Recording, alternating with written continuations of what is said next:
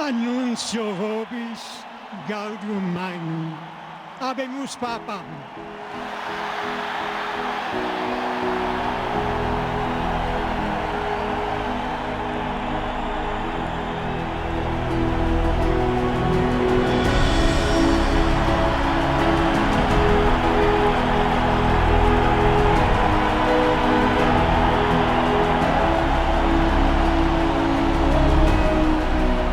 Voi sapete che il dovere del conclave era di dare un vescovo a Roma. Sembra che i miei fratelli cardinali sono andati a prenderlo quasi alla fine del mondo, ma siamo qui.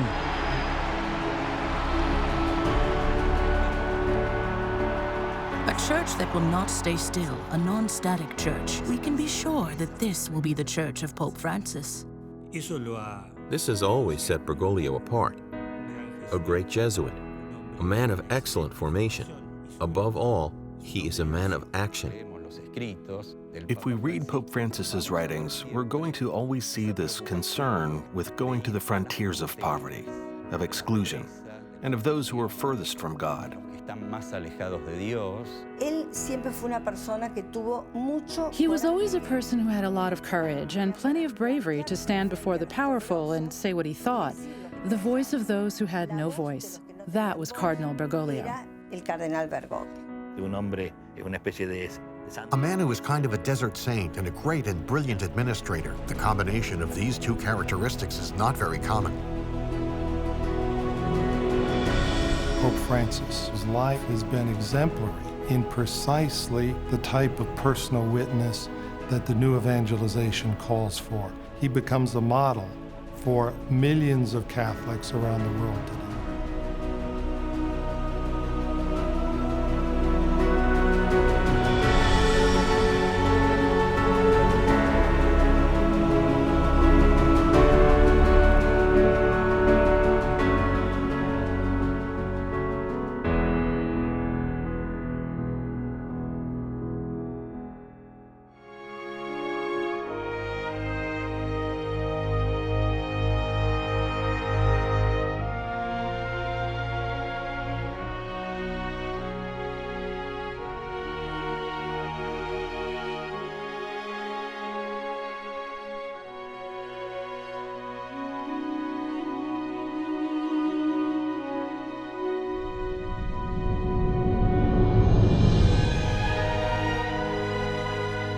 More than 4 decades after he first entered the seminary, Archbishop Jorge Bergoglio of Buenos Aires was elevated to the College of Cardinals by Pope John Paul II in St. Peter's Square.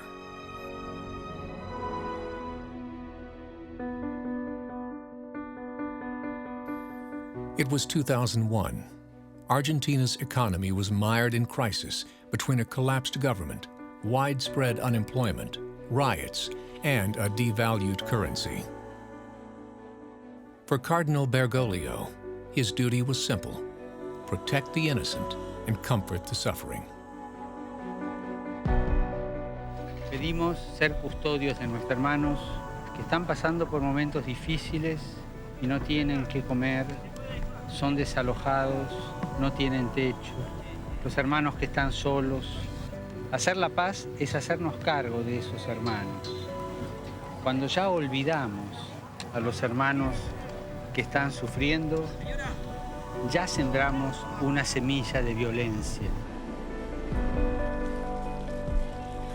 Bergoglio always used to say that the poor and the people that are left on the street, he would say that the side of the road becomes invisible. And Bergoglio would always say that we end up not seeing them. They form a part of an unknown landscape. He wanted us to open our eyes so that we could take them into account.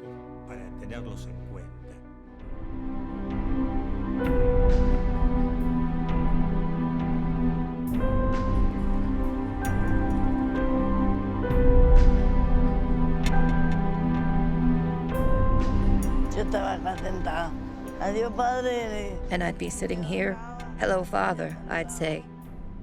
And I would get down and greet him. Before leaving, the last thing he always said was, "Pray for me. Hallelujah." He always said, pray for me. Sí, también siempre ha sido igual, ¿no? He has always been the same, worried about the problems of humankind, the injustices and the poverty. He walked through the neighborhoods of Buenos Aires and San Miguel. He walked everywhere, and he knew and loved the people, and they loved him very much. Conoce y aprecia, la gente lo quiere mucho, además. The fact is, he was always a person that liked to learn about reality by living it. You would always run into him in the neighborhoods. He was never a desk priest. For me, he was very down to earth and normal because I would travel with him in the subway. I would speak with him and he would come to our parish. We would go walking in the streets together. He was our priest. He was one of the priests of our neighborhood, the priest of the Villa. In truth, it pains me to have lost him. If we needed something, we would call him. Bergoglio would always lend a hand. Bergoglio is always listening. Bergoglio siempre da una mano, que Bergoglio siempre está escuchando. Bergoglio had a phrase that he used more than once. The church has to be on the borders. Then he would tell the priests, you don't call the people to the churches. You have to go where the people are.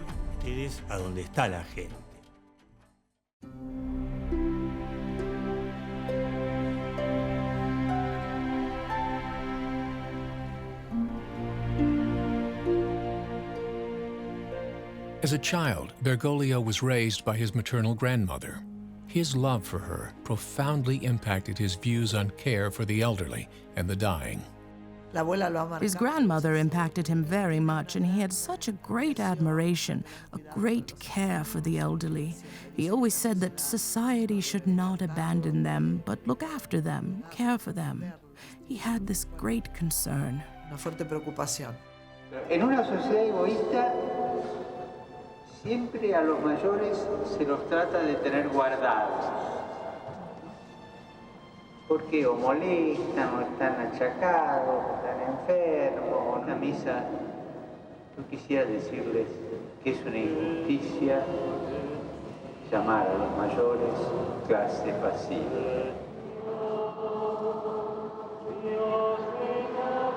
Cardinal Bergoglio's consistent stand for Catholic values in every area, for the poor, the unborn, and the sanctity of marriage, drew the ire of Argentina's political elites.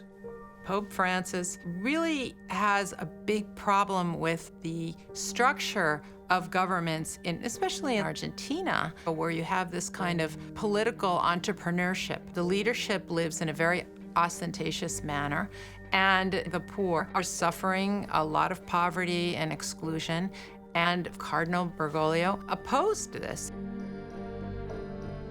When Nestor and Cristina Kirchner pushed to legalize same-sex marriage in Argentina in 2010, Bergoglio opposed the plan, noting that every child deserved both a mother and a father. President Cristina Kirchner was outraged at his opposition to the law and attacked him personally, accusing Bergoglio of leading a modern-day inquisition. But whether it was social or moral issues, Bergoglio consistently defended the Catholic position as it related to the lives of Argentinians. What becomes very clear in looking at the life of Pope Francis is a Christian witness that is focused on great respect and charity for the human person. He does not choose between social justice or social issues because he sees a unity of all of these issues. A él le interesaba la situación social. He cared about the social situation of the needy, the elderly, and the children. That concern was misinterpreted by the media. He never intervened in politics, that is true. Reporters interpreted his words as allusions to politics, and that's another thing. Hacía alusiones a la política, eso es otra cosa. A la incertidumbre de un país dañado por privilegios, por los que utilizan el poder en su provecho, por quienes exigen sacrificios incalculables escondidos en sus burbujas de abundancia mientras evaden su responsabilidad social y lavan las riquezas que el esfuerzo de todos produce. Cardinal Bergoglio wrote that his strongly worded homilies were not expressions of partisan politics, but a message for everyone about the need for morality in daily life. But the media and some politicians took or applied it personally. President Nestor Kirchner came out of the church and announced that Bergoglio was the leader of the opposition. There was a lot of resentment there, and that was an opportunity for them to sort of collude and put the narrative out there that Bergoglio was a collaborator with the military government. Left-wing journalist and former leftist guerrilla Horacio Verbitsky accused Bergoglio of being complicit in the kidnapping of 2 Jesuit priests during the violent turmoil of Argentina's infamous Dirty War in the 1970s. There has long been a political vendetta in Argentina between the people on the left who lost the Dirty War and didn't manage to turn Argentina into a communist country, and the people on the right who fought against them. And Father Bergoglio was caught in the middle of that. And because he did not ally himself with the guerrillas during the war, they've had a long-standing resentment against him. What is true is that these hypotheses always became a policy against Bergoglio, supported by the government of Nestor and Cristina Kirchner, who have always seen Bergoglio as a political enemy. Horacio Verbitsky actually worked for the guerrillas. He's an editor at a newspaper called Página 12. Argentines laugh and they call it the official gazette because it so much speaks the government's line. I think he truly saw this as an opportunity to inflict damage on the church.